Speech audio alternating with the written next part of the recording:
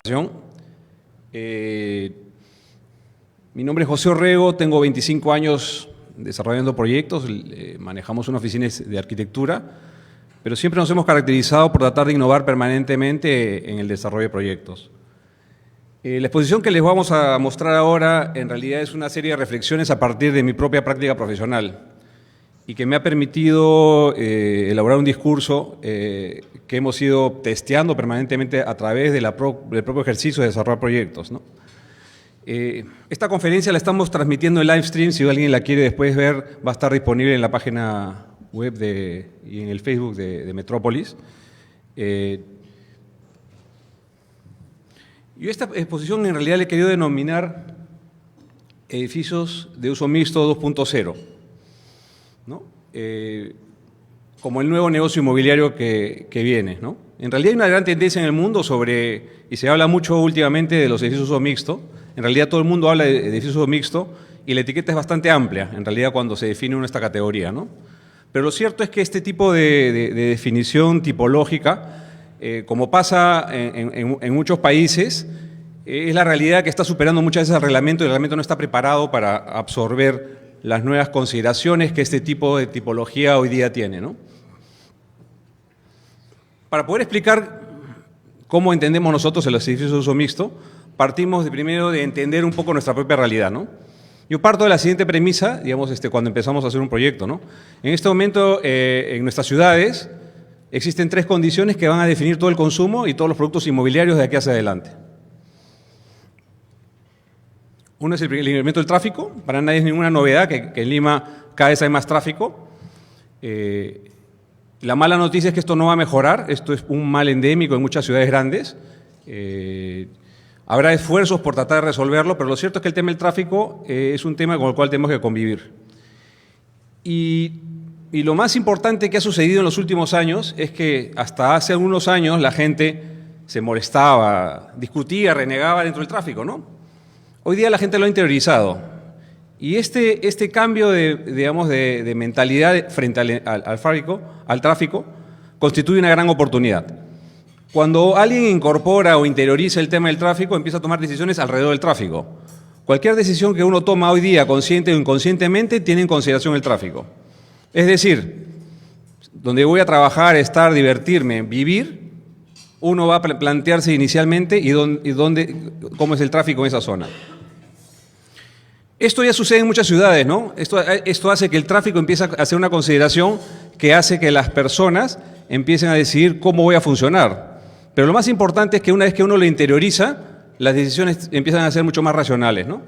Nosotros tenemos ya proyectos en este momento, por ejemplo, que hemos identificado claramente que hay muchas decisiones de compra de departamentos pequeños en San Isidro que obedecen a una idea de segunda vivienda en ciudad, ¿no? Que es un fenómeno de ciudad grande. Esto pasa en Manhattan, pasa en Buenos Aires, pasa en Distrito Federal, pasa en Sao Paulo. Y eso genera un producto nuevo, ¿no? Que vendría a ser la segunda vivienda en ciudad. Y así hemos identificado una serie de productos. Una vez que uno interioriza el tema del tráfico, también puede...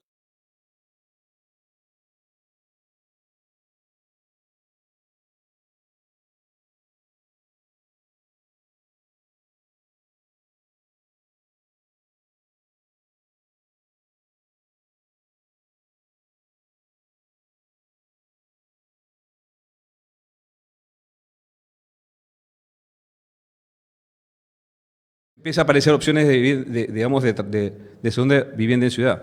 Inclusive los departamentos que en muchos casos estamos diseñando están pensados para poder evolucionar con la familia. Por ejemplo, si en vez de hacer un departamento de 3 dormitorios convencional de acuerdo al reglamento, tratamos de diseñar un producto inmobiliario que haga una especie de falso mariposa, donde hacemos que el departamento tenga 2 dormitorios hacia un lado y uno hacia el otro tipo suite, que sea independizable con una sola puerta. ¿Por qué es importante estas consideraciones y por qué les cuento este caso? Entre muchos casos de los que tenemos dentro de la vida, digamos, de los proyectos que hacemos. Porque hoy día la gente no compra departamentos, compra posibilidades. Y cuando uno compra un departamento y se va a endeudar por 15 o 20 años en un financiamiento, uno tiene que ser capaz de imaginar su vida, cómo va a evolucionar, con hijos, sin hijos, con padres que lo superviven a uno y que a veces necesitan ser incorporados al departamento. De esto vamos a hablar más adelante. El segundo factor que creemos que define todos los productos inmobiliarios es la nueva demografía. Hoy día, para nadie es un secreto que los millennials, la siguiente generación que son los centennials, y la nueva generación digamos, que se quiere acoplar a los millennials que son los viegenials, todo funciona en la misma lógica.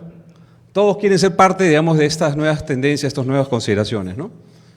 Y esta nueva demografía además fija una serie de condiciones, ¿no? Hoy día, los millennials no les interesa endeudarse por un departamento a 20 años o 15 años, no necesariamente porque no tenga el dinero o la capacidad crediticia. La razón es porque no sabe qué va a hacer con esa unidad inmobiliaria en 15 años, porque está pensando en tomarse un año sabático, en mudarse a otro distrito dependiendo del trabajo, a convivir con una pareja, a mudarse con un perro. Pero hay diferentes escenarios que finalmente deciden cómo quiero vivir. Con lo cual el producto inmobiliario, en su discurso, a mí me llama la atención cuando visito las ferias inmobiliarias, son tremendamente rígidos en su discurso comercial. Los gerentes de marketing imaginan a la familia como la unidad. Y hoy día, en realidad, la familia ya no es la unidad, ni es el público objetivo para un producto inmobiliario. Y los viegenials, por eso, es una categoría bastante interesante que vale la pena atender. Y la tercera condición que define todos los productos inmobiliarios es la ausencia de planeamiento. Esto tampoco creo que tiene una posibilidad de resolverse, porque este es un tema estructural que viene desde la ley de municipalidades. Si bien es cierto, hay grandes esfuerzos por tratar de crear planes urbanos que permitan organizar Lima y por ende todas las ciudades del Perú, porque finalmente eso es un mal endémico que se repite en todas las ciudades porque tienen el mismo software. Lo que ha ocurrido es que en general en Lima el suelo se ha vuelto escaso, el suelo bueno para hacer productos inmobiliarios es escaso, por ende es caro, ¿no?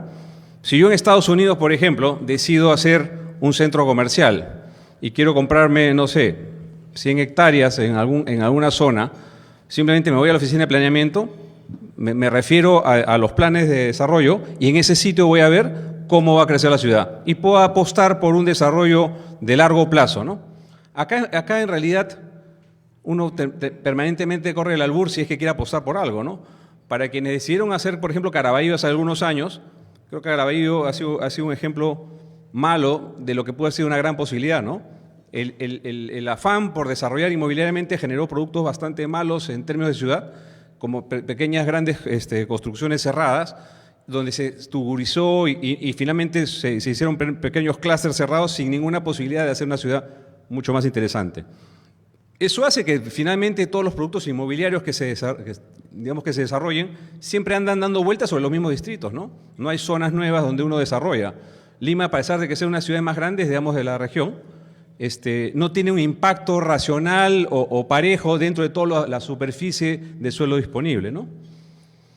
Y además la ausencia de planeamiento genera otros efectos, digamos, en general que vienen por las políticas, digamos, domésticas en general de las autoridades, ¿no?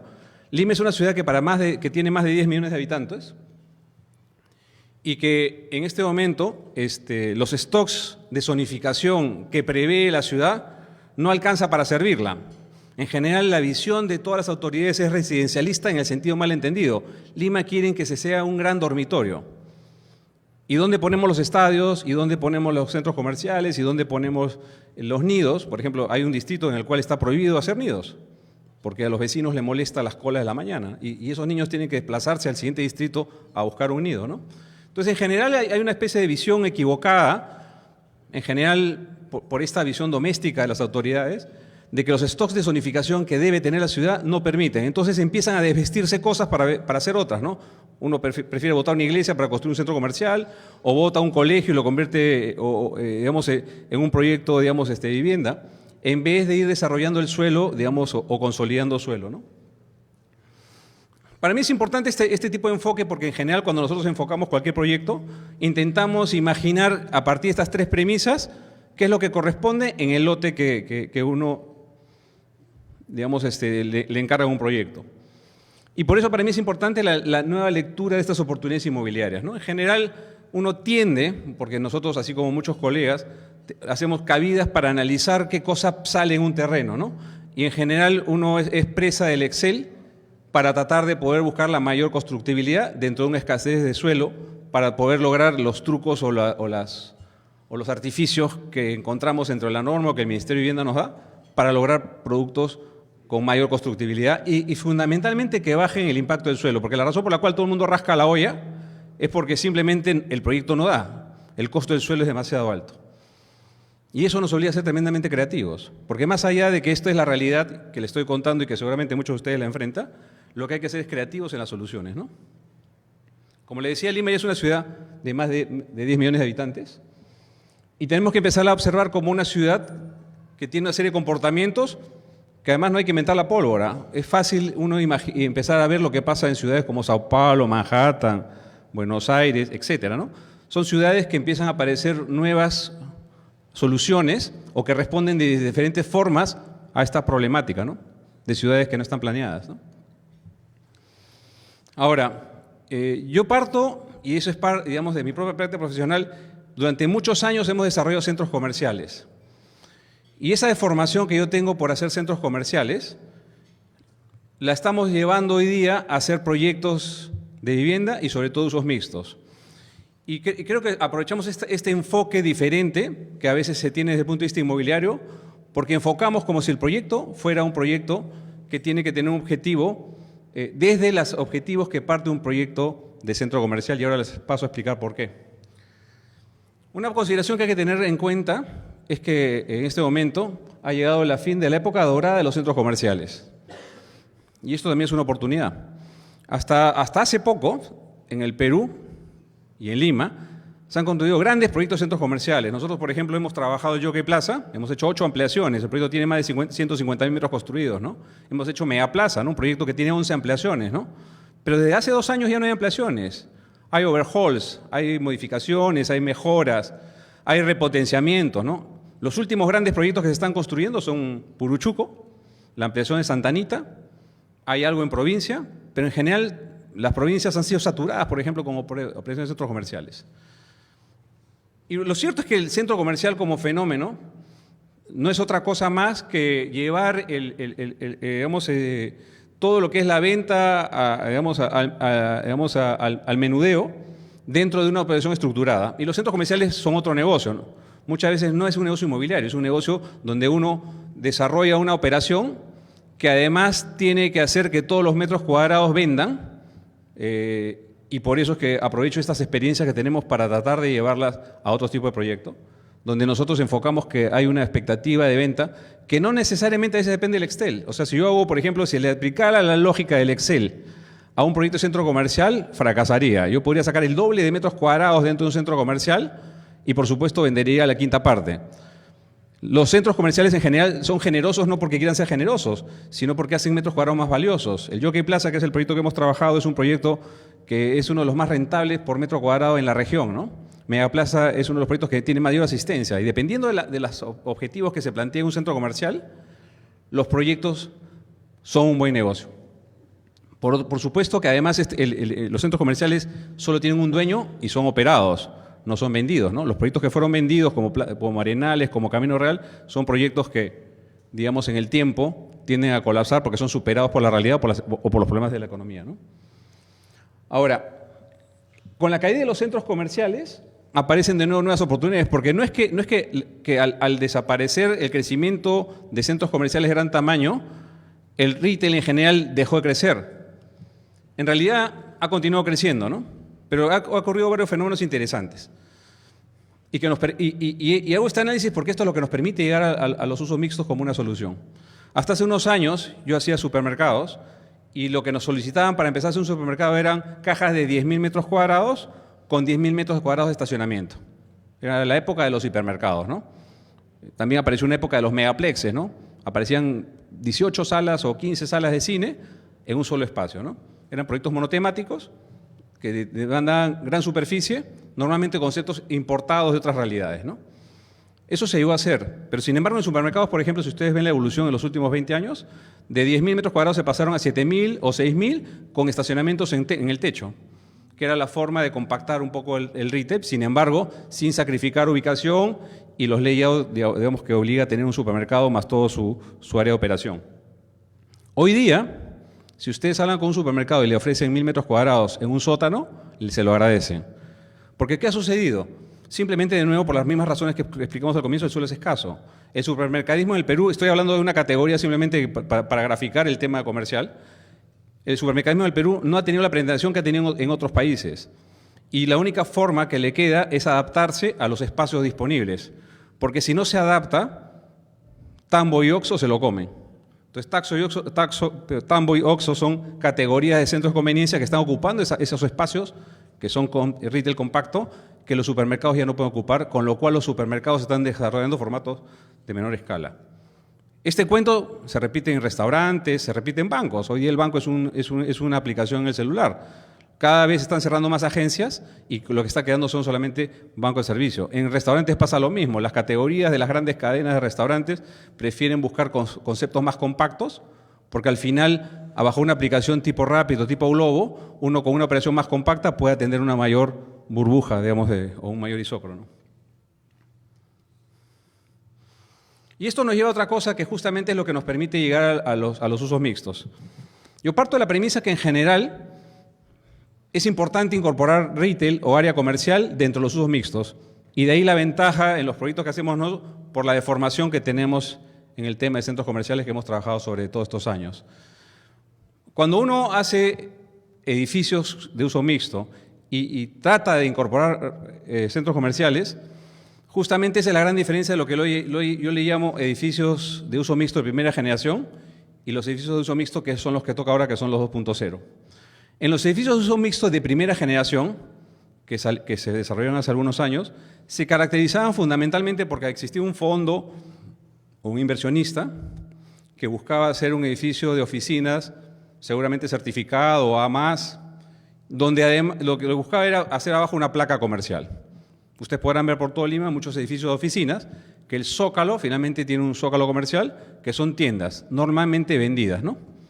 ¿Qué ha ocurrido con esto?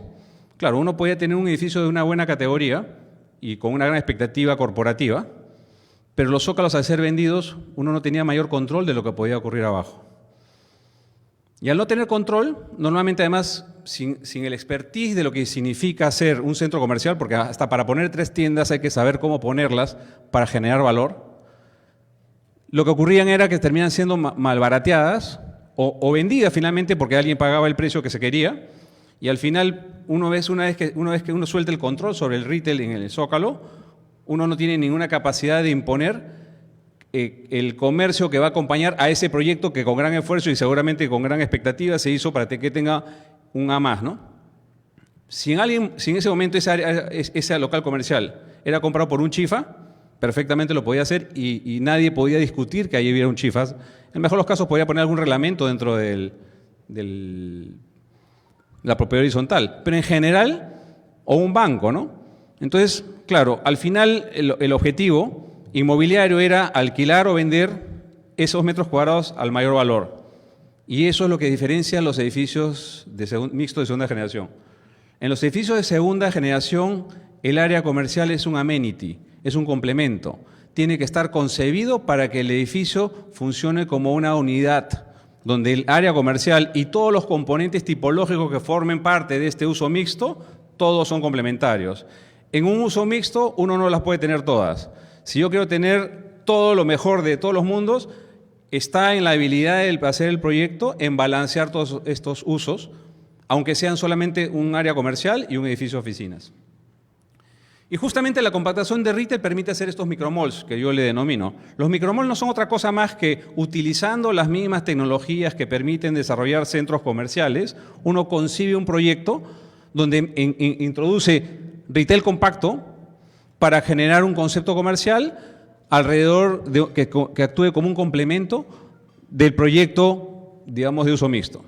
Ahora, el uso mixto hoy día puede tener, en el mundo ideal siempre es oficinas, y les explico por qué. O sea, el uso mixto ideal siempre es un zócalo comercial donde uno intenta sacar la mayor cantidad de metros cuadrados comerciales, oficinas, en algunos casos hotel, después viene salud, educación, vivienda y vivienda social. ¿Y por qué les planteo este espectro?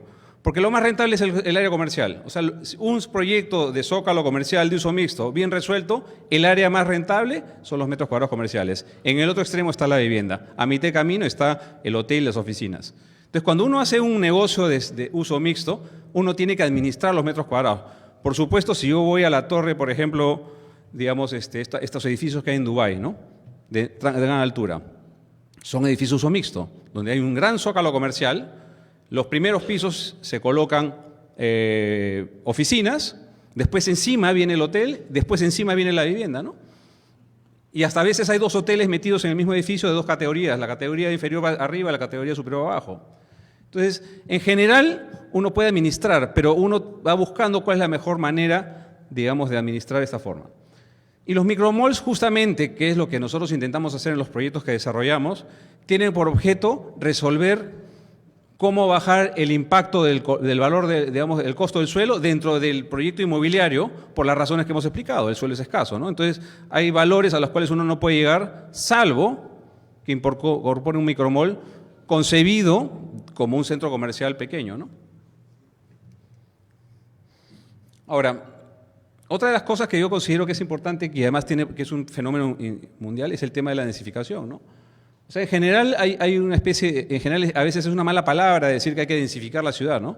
Y es difícil a veces que esto sea asumido por los vecinos y por ende por las autoridades, ¿no? Pero en general hacia lo que vamos es a tratar de densificar más la ciudad donde corresponda. Por supuesto no se trata solamente de saturar la ciudad, hay espacios que no corresponden, pero en general en los nodos donde existe transporte público, en los espacios donde, digamos, haya secciones viales adecuadas, donde hay una accesibilidad resuelta, hay que densificar la ciudad. Y esto tiene que ver también con el tema, digamos, de los millennials, que también lo decíamos al comienzo. El poder densificar la ciudad y poder hacer unidades de menor tamaño nos permite acercar la vivienda a un público que en general se tiene que desplazar por toda la ciudad para acercarse a su lugar de trabajo, ¿no? Ahora, entre las categorías, digamos, que permiten los usos mixtos, voy a pasar rápidamente, digamos, estos temas, pero en general están apareciendo una serie de tipologías nuevas, ¿no? Una de las categorías más animadas en los últimos años, que se está desarrollando bastante, yo honestamente tengo la percepción de que en los próximos 3 o 4 años van a empezar a aparecer muchos proyectos que se están demorando. Nosotros cuando hemos trabajado hoteles, pues los periodos de trabajo en un hotel son alrededor de 4 años, ¿no? Entre que uno decide el terreno, consigue la marca, aprueba el anteproyecto, se construye el proyecto y se implementa todo el interiorismo, pueden pasar hasta 4 años. En este momento hay un montón de proyectos en carrera y van a salir a la vez, de diferentes categorías, pero quizás la categoría que es la que yo considero más exitosa y que vale la pena, dependiendo de todas maneras de ciertas consideraciones. Por supuesto, las categorías de hotel hoy día han evolucionado hacia diferentes formatos, pero estos conceptos que le llamamos lifestyle son conceptos de hotel que están apareciendo en las cadenas como respuesta justamente al mercado millennial, ¿no? Los hoteles lifestyle lo que tienen por objeto es crear grandes lobbies, pueden ser upper lobbies en las partes superiores, que tienen por objeto hacer un espacio que no es otra cosa más que llevar las redes sociales al espacio físico, ¿no? Es poner un bar, poner un coworking, poner un espacio, digamos, de un lounge. Muchas veces el registro es en el bar, ya no existe el counter. Es decir, que este espacio se convierte en un punto de encuentro que no solamente funciona para el hotel, sino funciona para la ciudad. Y eso en algunos casos es deseable, ¿no? Por supuesto, en otras categorías de proyecto uno puede tener hoteles 5 estrellas mezclados con ¿cómo se llama?, con centros comerciales de lujo, otras realidades, ¿no? Estos proyectos quizás son más adaptables a nuestra realidad, ¿no? Yo tuve la oportunidad hace un par de semanas de estar en Hudson Yards. Hudson Yards es la operación inmobiliaria más grande de la historia de los Estados Unidos, al costado del río Hudson, cerca de Wall Street. Y en ese proyecto, este proyecto les cuento, digamos, más o menos en qué consistió. Es un proyecto que es la plataforma de maniobras de los trenes de esa zona de Nueva York, con un terminal de buses, y que fue un terreno que se reservó para que Nueva York sea sede de las Olimpiadas. Nueva York no gana la buena pro para hacer las Olimpiadas, la gana Londres, y ese terreno queda en desuso. Ese terreno es comprado por un desarrollador inmobiliario y lo que hace es construir una losa de transferencia encima de los trenes siguen ahí, el 5% de las columnas coinciden con las columnas de los edificios que se construyen en la parte superior. El proyecto tiene 2 etapas. Y en esta losa de transferencia construye edificios de lujo, edificios digamos, un hotel de lujo, el Dreaming, construye un edificio de oficinas, un centro comercial de lujo, algunos restaurantes, un centro cultural que tiene unas ruedas que permite desplegarse y ampliarse en su primera etapa. Lo interesante de este proyecto, que es un complejo de usos mixtos integrado a la ciudad, remata el High Line. El High Line es un desarrollo que una fundación tomó para convertir en un parque lineal. Era un riel, digamos, era un tren elevado abandonado que se convierte en un parque lineal. Este parque lineal hoy día hizo que todos los desarrollos de vivienda que se hacen alrededor sean de alta gama, una zona que se ha revalorado mucho. El Highland termina exactamente en Hudson Yards. Y lo interesante es que crean una escultura que cuesta $1,5 millones, que es una especie de piña de escaleras que van a ninguna parte, ¿no? En un material de bronce que brilla muy bien contra el río Hudson. Lo interesante es que los desarrolladores inmobiliarios, cuando propusieron esto, tenían por objeto convertir este elemento escultórico en la nueva Torre Eiffel para Nueva York. Es decir, que todo el mundo que vaya a Nueva York que no se ha sacado la foto con este elemento, no está en Nueva York. Y eso genera una gran atracción sobre este desarrollo, ¿no? Independientemente yo tuve la oportunidad de juntarme con la oficina que desarrolló este proyecto, que se llama KPF, y justamente me contaban, digamos, del impacto que había tenido este proyecto en la zona. La segunda etapa ya es otra plataforma al costado, digamos, del río Hudson, que es de vivienda que mira al mar. En este proyecto, digamos, creo que hay muchas cosas que aprender o hay que leer. Por supuesto, hay muchas cosas también que se pueden criticar. Pero es interesante cómo cuando uno estructura proyectos de estas características y logra la mezcla correcta y tiene un enfoque y una visión mucho más ambiciosa, se puede lograr. Nosotros hace algunos años, salvando distancias, quisimos hacer lo mismo para el Jockey Plaza, ¿no? Cuando nosotros creamos un elemento escultórico en la plaza central que tenía por objeto llamar la atención de las marcas de lujo que no venían al Perú, creamos esta especie de villa de marcas de lujo y creamos este elemento que tenía el mismo concepto. Era crear un elemento que llamara la atención a la gente para que viera esta nueva zona del Jockey Plaza que hasta antes de esa primera expansión simplemente era un mall tradicional que eran 2 cajas con un corredor al medio. Y lo cierto es que se logró el objetivo que era jalar a las marcas de lujo, pero para mí lo más importante es en crear un ombligo en el proyecto y que cada vez que yo veía a la gente sacándose la foto con este elemento que, digamos, en el jockey, lo que quería hacer la gente cuando hace ese gesto es que quiere que la experiencia sea memorable. Y lo mejor que le puede pasar a un proyecto, digamos, de centros comerciales es que busque que la experiencia sea memorable. Y eso tiene que ver con todo lo que está pasando en el mundo en el tema de centros comerciales. Cualquier gesto que uno logre en un edificio mixto que haga que uno quiera recordar la experiencia, y esa es la deformación que tenemos nosotros desde el retail, que lo que tratamos de construir son experiencias, llevada a uno de estos proyectos, hace que el proyecto sea valioso. Ahora, ¿por qué esto es importante? ¿Y por qué podrían decir, oye, bueno, ya no, está bien interesante, pero no todos hacemos uso mixto? Pero que sí es interesante es que hoy día, en la evolución del mercado inmobiliario, ¿qué ha sucedido? Ha sucedido que antes la gente ya no compra en planos, o es muy difícil, ustedes lo sabrán mejor que yo, que cada vez se hace más difícil colocar en planos, que es la parte que nos pide el banco para poder hacer viable el proyecto. Entonces, la única razón por la cual yo voy a las ferias y la gente vitrinea, rota, mira todas las opciones, va a la siguiente feria y sigue mirando y ve el proyecto cómo se construye. Aunque ya haya tomado la decisión, sigue mirando, esperando que aparezca algo que lo haga tomar la decisión final.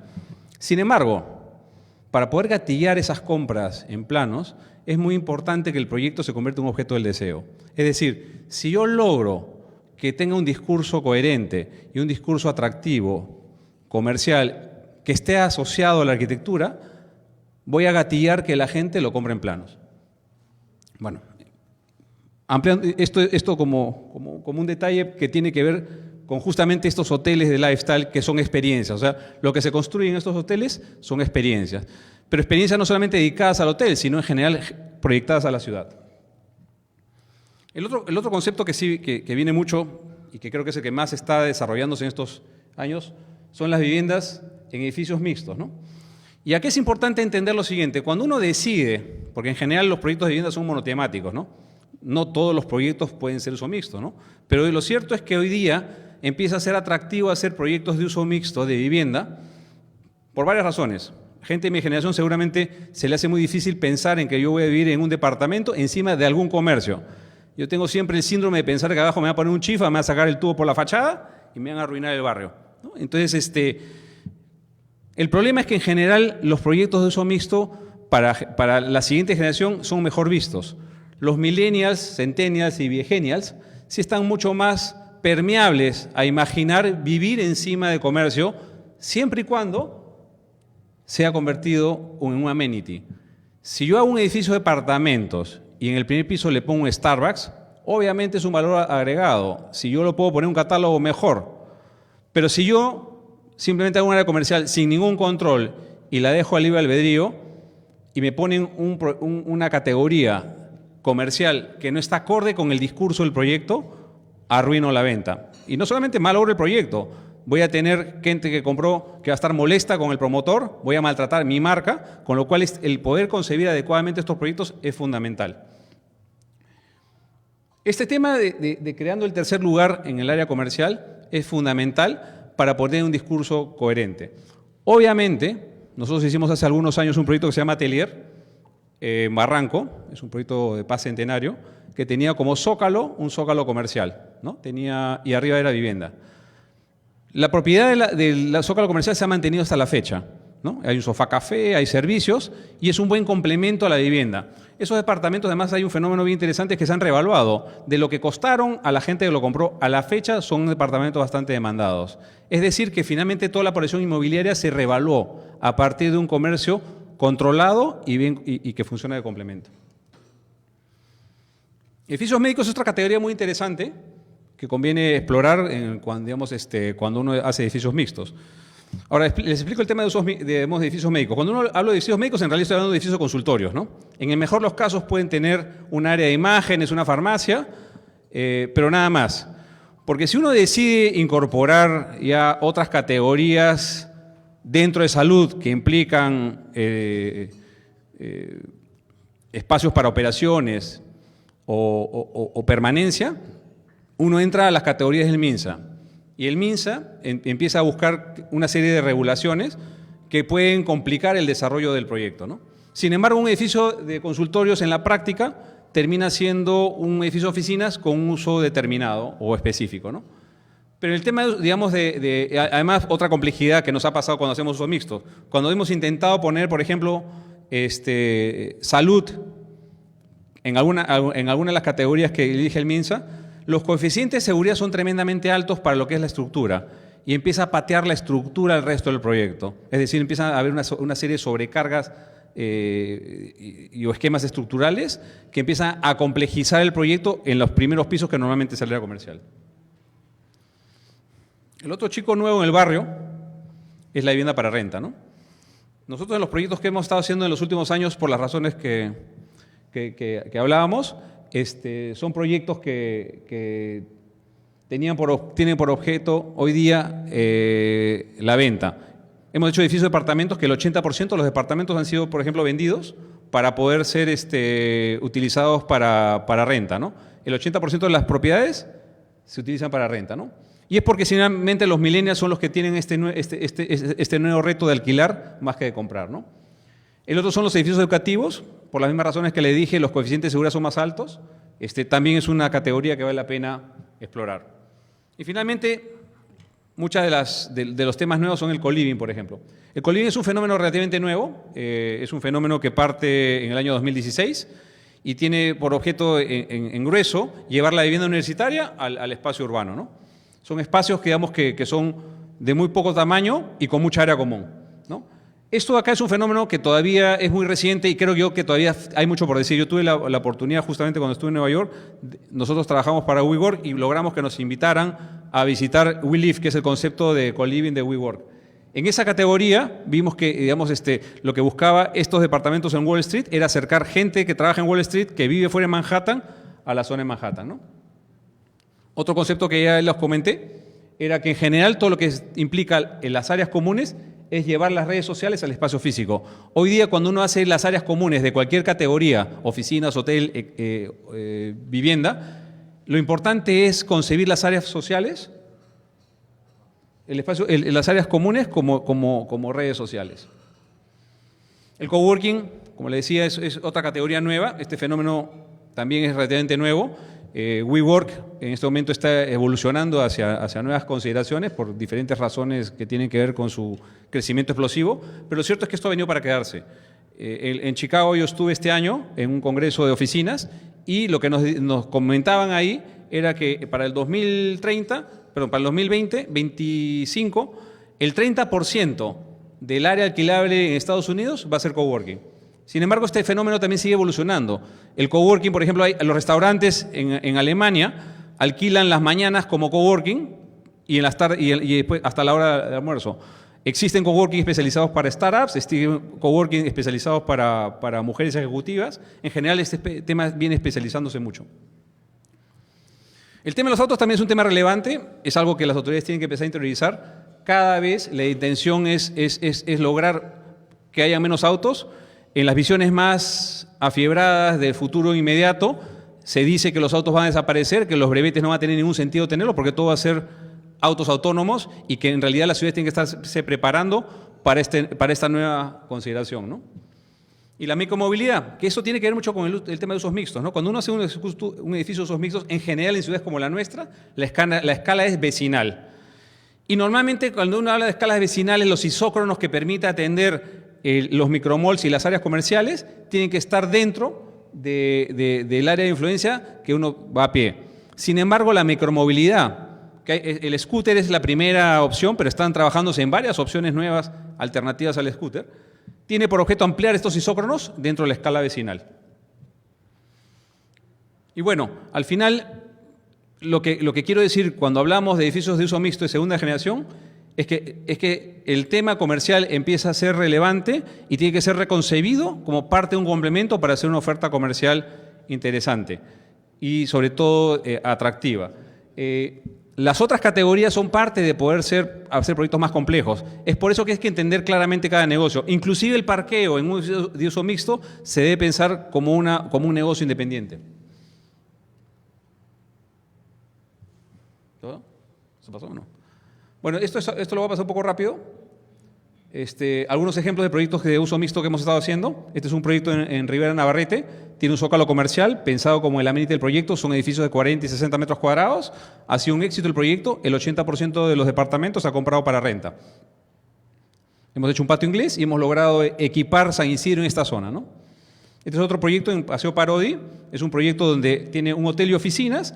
El segundo piso es el lobby del hotel, es un upper lobby. Tiene un patio inglés con un supermercado abajo y tiene locales comerciales y una escalera mecánica que los permite acceder.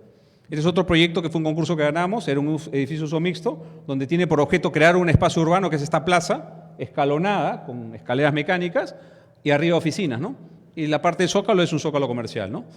La idea de esto es hacer, o sea, en los edificios de uso mixto intentamos, dentro de lo posible, hacer ciudad, creando estas plazas interiores que son públicas, ¿no? Este es un proyecto más pequeño de escala menor, uso mixto, tiene zócalo comercial, oficinas y boutique y viviendas arriba. Intentamos crear este espacio de plaza interior para darle valor al área comercial y que las oficinas den a este espacio central, ¿no? Este es otro proyecto, un patio inglés con área comercial que funciona como amenity de un proyecto de departamentos para renta. Estos son dos hoteles, un 4 estrellas, 3 estrellas, con un zócalo comercial, digamos, con tiendas de lujo. Este es un proyecto en el Cusco, es un zócalo comercial, un piso de vivienda y boutiques y un hotel boutique en la parte superior.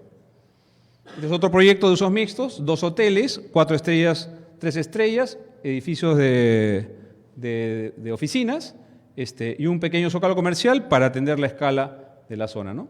Este es otro proyecto que hicimos, fue un concurso, una propuesta que presentamos. La idea es un hotel, 2 edificios de oficina y una plaza central, digamos, siempre con la idea de crear un área comercial con acceso directo a la calle, ¿no? Este es un proyecto que hicimos en La Paz. En La Paz, por ejemplo, se pueden hacer edificios de 40 pisos. Yo todavía no tengo muy claro porque acá no nos dejan hacer en algunas zonas más edificios de esta altura. En La Paz se han liberado la altura de la normativa. Es un edificio de uso mixto, tiene el zócalo comercial, un hotel y arriba vivienda, ¿no? Bueno, finalmente para terminar, creemos que vienen tiempos interesantes. En general en el Perú lo que está sucediendo es que la realidad está sobrepasando la normativa. Para hacer edificios mixtos creo yo que es una alternativa a poder atacar en forma efectiva toda la problemática que hemos enfocado inicialmente y creemos que a partir de poder ser creativos en la respuesta podemos dar mejores respuestas. Muchas gracias.